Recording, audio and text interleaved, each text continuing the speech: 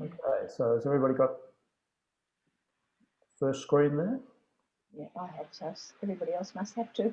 Yep. Yep, all good. Okay, all right, Margaret, croak away.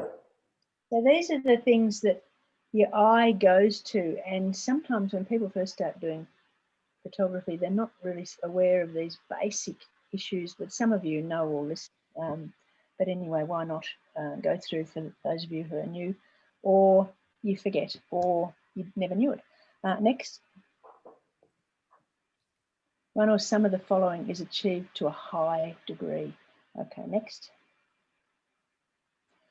This is a photo by Paul Robinson, and it's called Abusive Behaviour. The image disturbs the viewer's preconceived ideas, which are ruffled.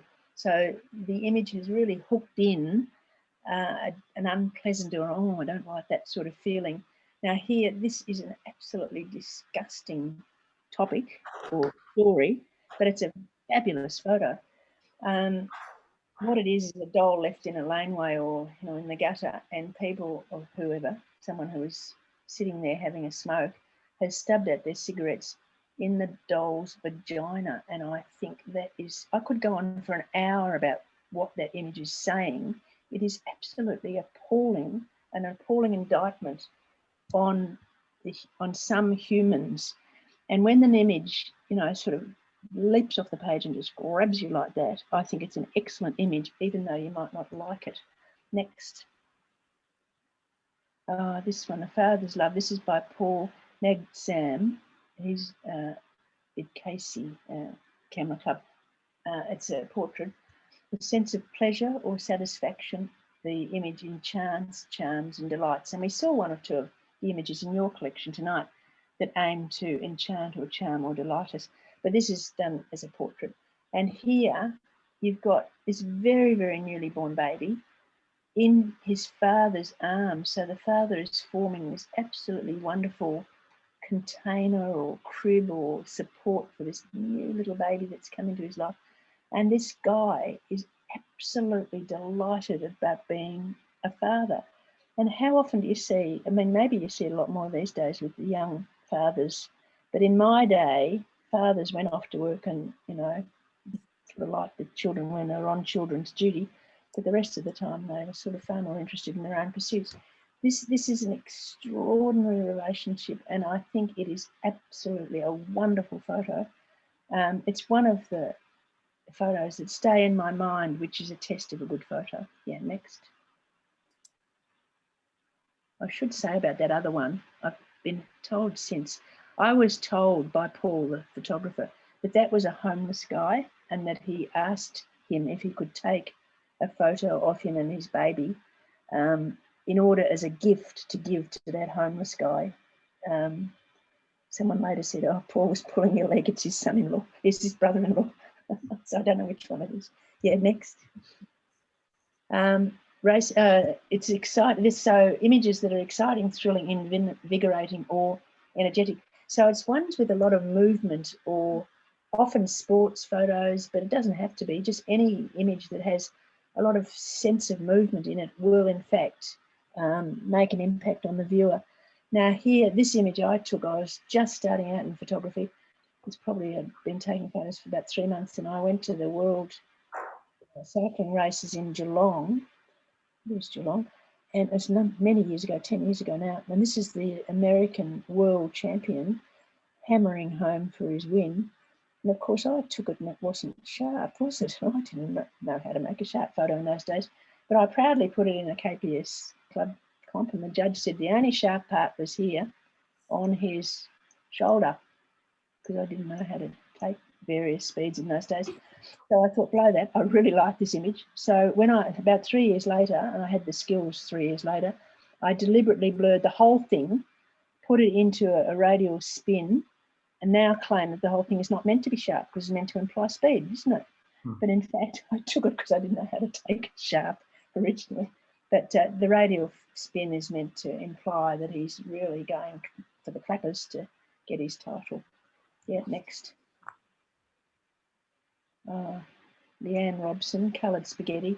The images that arouse the imagination, inventiveness and originality used. And you certainly in your club see a lot of that with Adrian's photos. They do all of this, and they really stand out. Anyone who uses creative imagination, their work will impact the viewer. Yeah, next. Some images have a profound sense of beauty, a sense of being just right, and that's my version of the Lotus Temple. It's built like a lotus. It's the Baha'i Faith Temple in Delhi, and it is built like a lotus, and I think it's a really, really beautiful building. It's actually just cement coloured, but I thought it's sort of ethereal and romantic and, you know, like heavenly and all that sort of thing. So I put all those colours into it just to sort of imply what it's meant to represent or symbolise. But that sense of just being right. I think that photo of Margaret Walton's of the driftwood is in that category too. This sense of really beauty, great beauty. You know, it's aesthetically really pleasing. Yeah, next. The universal appeal of nature. This is a photo by Suzanne Caldwell. Any photos of young animals tug at the heartstrings and people notice them and think they're wonderful. And I think that actually is a wonderful photo. Yeah, next. We had a few in the competition tonight. There were a few animal photos that are very attractive. This is Stone Gate by me. It's actually in the area, a national park in America that has a lot of arches in it, and this is of course an arch. It's very, very famous. It's called, I think it's called Liberty Arch, but it has two nicknames, and one is the Schoolmarms Bloomers, and the other one is the Cowboys Chaps, CHAPS. It's extremely famous, and I just love it. And most nature shots really do have that extraordinary appeal. We again saw in your collection tonight a couple of really lovely nature shots. They have a big impact on the viewer. Yeah, next. Oh, this one is by Greg Earl from Southern Suburbs. It's called Tramstock. Again, achievement of outstanding artistic flair. He's just blurred. He's just moved his camera, but it's worked as a work of art. I think it's very effective. Again, you've got enough examples of that, I think, with Adrian and his artistic work. It's just lovely. Always impacts the viewer. Yeah, next. Admiration for artistic skills. This includes imagination. Whenever you see the thinking of the photographer, I think that works. This is Flowers and Butterflies by Rachel Nee. I think she's in Diamond Valley Club. Next. Another one by the same club. They had a spaghetti theme night. That was the theme for their set subject. That's by Leanne Robson. Again, it's very clever. You notice it and think, oh, geez, it is. You have a connection with it just because it's so thought-provoking. You think, oh my gosh, I wish I could have thought of that. Next. These are mine. They're not all that good, but anyway, they're trying to illustrate a point. Educative content. The tuition or instruction provided by the pictures. This is a documentary image called Mother Munchausen, and any PJ is also in this category. What that is trying to illustrate in a pictorial form these women who they actually injure their children it's called Munchausen syndrome by proxy, and they are doing it to get attention. So they actually can seriously injure their children in order to get, it's a cry for help and it's a cry for attention. And here I've got this young friend of mine giving her baby some bleach, but it's not the best photo, but it's trying to show you that some photos that do have an educative content can actually appeal to the viewer from that point of view. Next.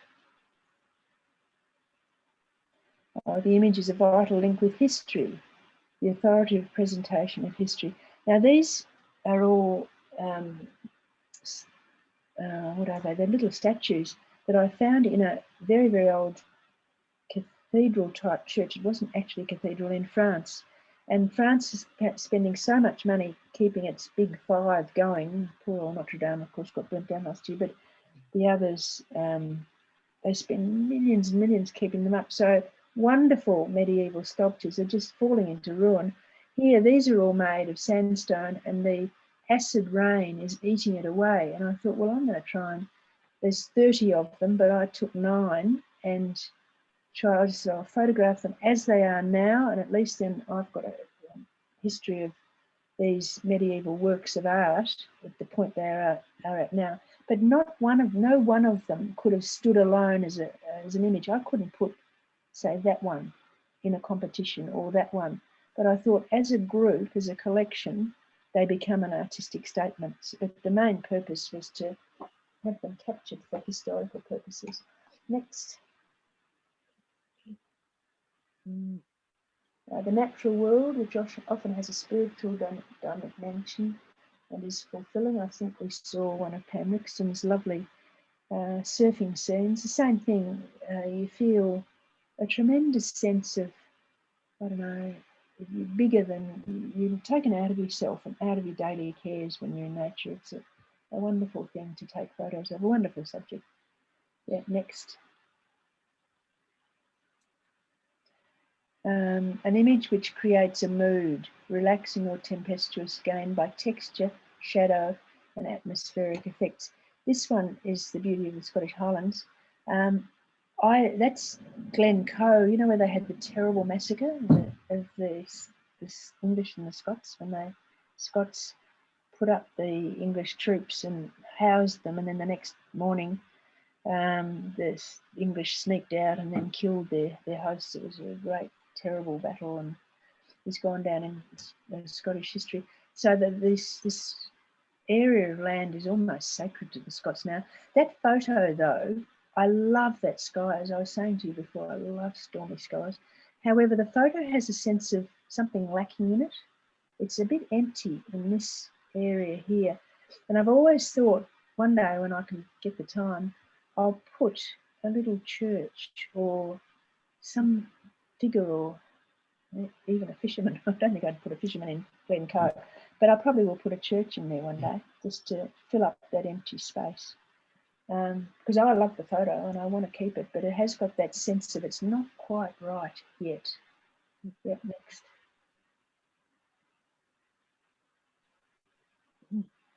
Human interest that deals with the frailties, passions, sympathies, and qualities of mankind. If you present humans in a way that is vulnerable, it's always a winner. Just like young children and young animals are always a winner. Humans being vulnerable is always a winner too. Yeah, next. Oh, here, I put that in, that was taken in South America. Just a little boy eating an ice cream on the edge of the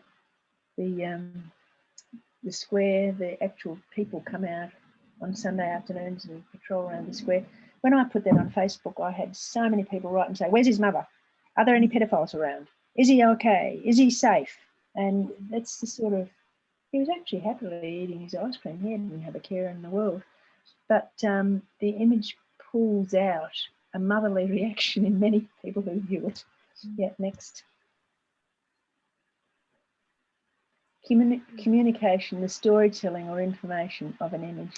And again, we had some of those storytelling images tonight in your collection. Here, I took this, I didn't take it, I put it together, but I did it when I went to China, and I was told that they had, of course, for many, many years, and they still have it, I'm not sure, the one-child policy. And of course, if you're going to have a one-child policy, all the people want to have a boy, don't they? So the babies, especially out in the villages, if they have a girl baby, they can't have another one because they've got a girl now. So they chuck the girls down the well to die. And so I just did that as an illustration of that. I mean, it absolutely appalls me. Now, of course, they have a lot of problems with not having enough brides for all the grooms who want to get married in China, and they have to import them from overseas. So, but anyway, if they don't kill their girl children, there's no one to work the fields and do the heavy lifting in the countryside. Yeah, next. So this one, narcissism. I took this photo of this guy. I was in Varanasi on the water, and I looked across and he was on the bank, and I thought, oh, that guy absolutely loves himself, which is narcissism, of course. And I thought, I can understand why he loves himself. I think he's pretty good too. But I thought, oh, he has got a beautiful body. So I put this together as the myth of narcissism. Who was a young man who was, it's a myth. So he went to drink at a pond, and he saw this absolutely beautiful person in the water, and he fell in love with this person in the water. And of course, he didn't realize it was a reflection of himself. So this is my example of that myth. There's the pool, and this is the golden beauty that he saw in himself. So that's why it's a repeat of the two. And I put it into a Sydney competition. It didn't even get accepted. They thought it was rubbish, but I like it. Don't worry about what people think of your images. Just do it for your own enjoyment. Next. Oh, anything that's unusual or weird stands out. These are the long necks. They actually come from Thailand, but I saw it in Myanmar.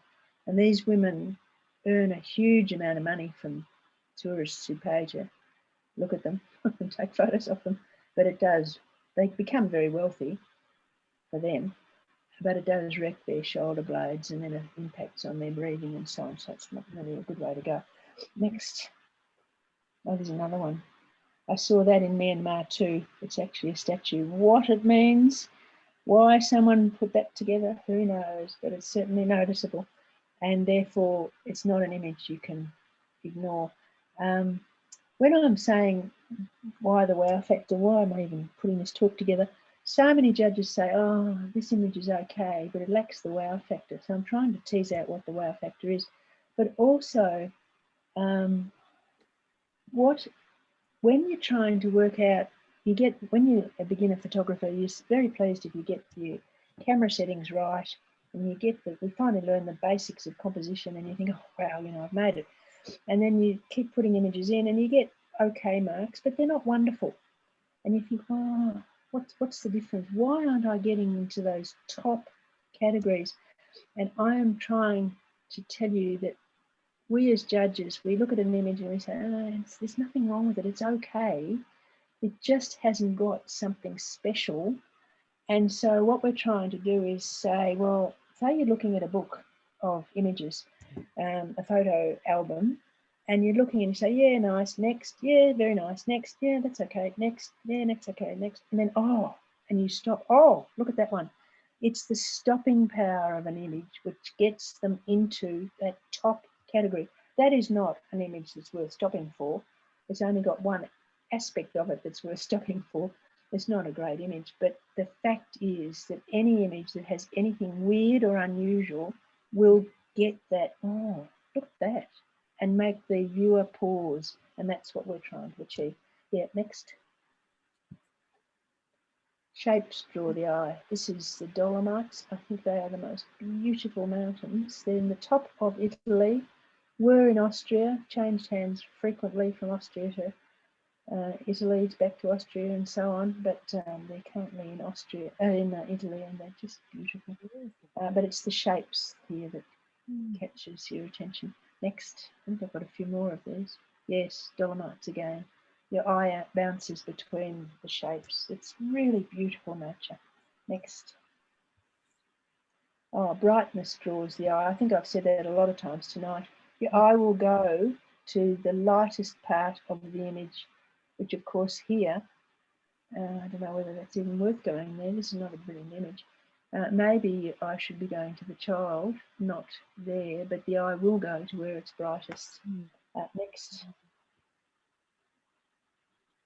Colour, particularly the primaries, are absolute winners. Your eye will always notice the colour and white. And of course here we've got colour in that chair and there, but the yellows and these colours are meant to be more impactful than those. But I did it again. Next slide shows it. So next one. Oh, no, I didn't show it. No, go back a bit, sorry.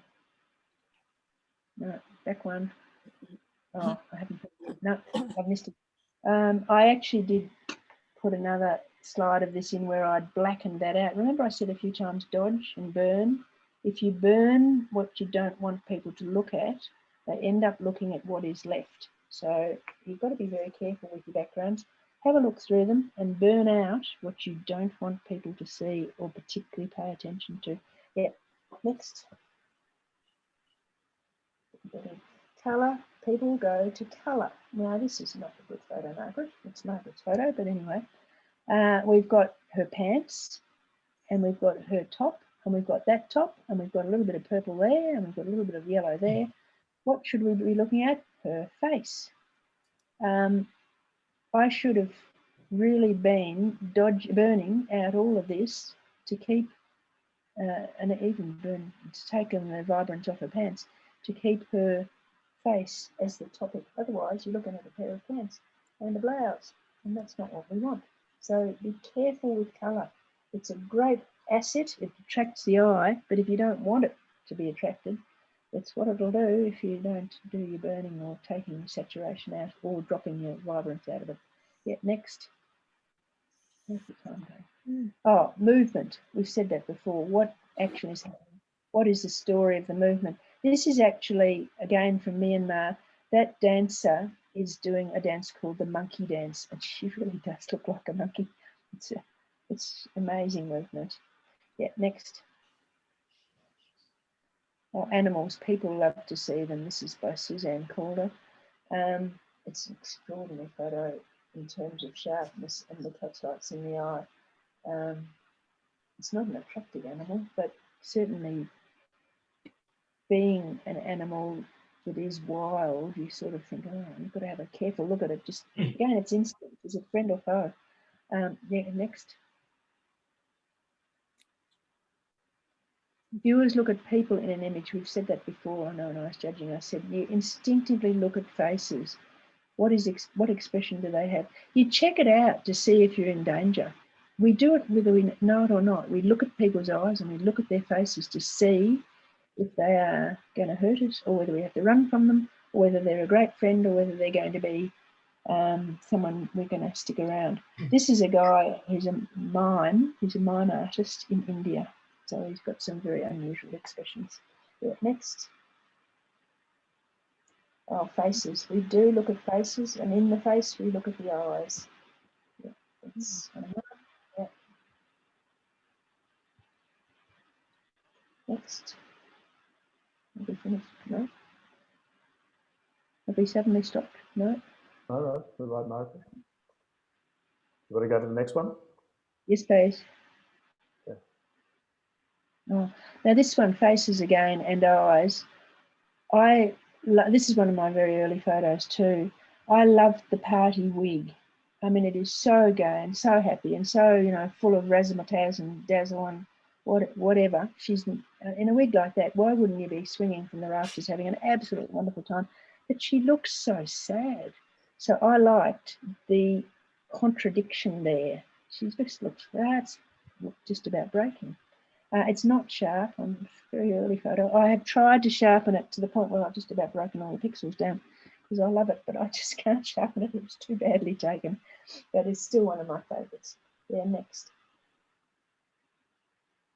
Oh, again, you look at the eyes. What's going on with the person? You do it to see.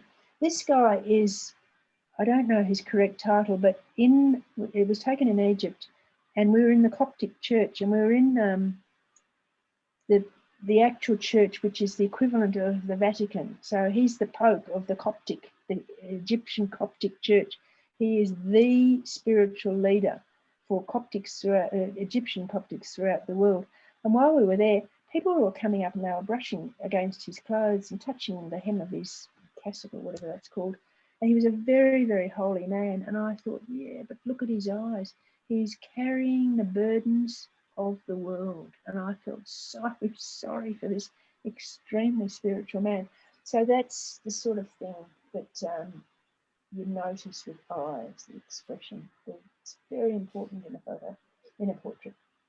Yeah, next. Oh, the eyes, yeah, I said that. So this is in Myanmar, some girls in school. The eyes, we always look at them. Yeah, next. Oh, again, you always look at the eyes. Yeah, next. I just like these photos, so I'm sticking them in. Oh, what is unique or different? For me, these holy men, you see them all over Varanasi. I was just amazed. He's got a mobile phone, and I thought, well, where does he keep it? He's just got no dilly bag to put it in. So that's the sort of thing that, you know, you notice what doesn't make sense. Yeah, next. Probably in his hair bun. Probably. Now this is in India. Oh, so is the other. It's a temple called the Rat Temple, Sri Matihara, something like that. I've forgotten it actually at the moment. And the woman who founded this temple decided that rats were the most despised and lowest form of life on earth. So she was going to try and make them sacred and honour them. So she set up this temple where the rats are all honoured and fed and very healthy. And when Alfred and I went there, Alfred was absolutely, he had to take his shoes off to go in there. Alfred walked inside the door, froze in horror, stepped on some rat poo and scuttled out again as fast as he could. But I was determined to get my shot. So I stood, I sort of went through all the rat poo and took some shots and then left again. But it's a stunning, you know, it's a stunning shot, I think. Yeah. Next. An image that creates a relaxing, peaceful mood is impactful. That's in Tasmania, the Tarkine, is it? I think it's called the Tarkine. Lovely shot, but again, maybe it's a little bit empty. Anyway, that's my example of that peaceful, impactful mood. Yeah, next. Oh, contrast draws the eye. Contrast is extremely impactful. This one was taken in, where was it, China? I've forgotten the name of the town, but this is all government ordered, commanded and paid for public art. So it's all very stylized. And I couldn't stand that. It's actually a statue of the heroic, you know, peasant and the heroic soldiers freeing the country for the collective good. But I just liked the setting of it, and I thought, oh, you know, if you put it in a big enough setting and make it contrasty enough, it's going to work. And I think it's won a few medals and stuff. Next. Oh, these are by Emma Gillette. Unusual treatment of common subjects creates an impact. These are all pelicans. And you know how everyone says you shouldn't take a photo of a pelican? Well, she's taken 3 here, and they're all wonderful. Yeah, next. Oh, sharpness draws the viewer's attention. We force the viewer to go to the sharp parts of the image. This is that same girl who was feeding her baby bleach. Here she is. She was 16 years old, and I asked her what she wanted to do, and she left school and she said, have a baby. And I was so appalled, I actually drew her dream. But, you know, you do look at the person who's the sharpest bit there. Yeah, next. Light directs and captures the viewer's attention. Here, obviously, jumping through those hoops that are burning. That's where you look. You can't avoid looking there. Yeah, next. Oh, the same guy. Humour, those elements of an image that cause the audience amusement. This guy just absolutely loved himself. And I thought, well, this is a friend of mine who's very good at pulling faces. So I got her to pull some faces for me and showed her lusting after him. He is gorgeous. Next. Oh, humour again. Camels are very uncomfortable to ride because they don't rock from side to side like horses do, or donkeys or other animals that you ride. They go backwards and forwards. And I kept thinking I'm either going to go off the back end or go over his head. I was really quite nervous about the whole thing. But it was a good shot that Alfred took. Yeah, next. I think that might be the end. Yeah, it is. Okay. Yeah. We come to the end there, Margaret. Yes, we have. So I did it in time for me, for such a talkative judge. Yes, Wow. you can contain gangbusters. Okay. I'll stop sharing there. Well, you certainly covered a lot of ground there, Margaret. That was very interesting. Thank you.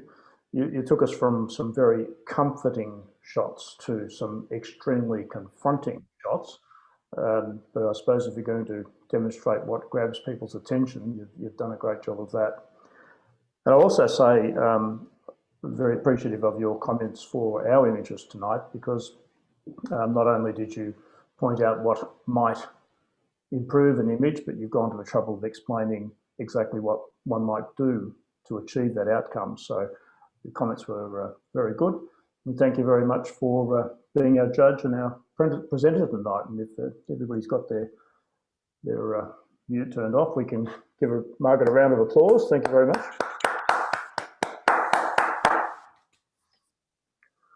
Okay, so that's the end of festivities for this evening, folks. The next step along the way is that we'll get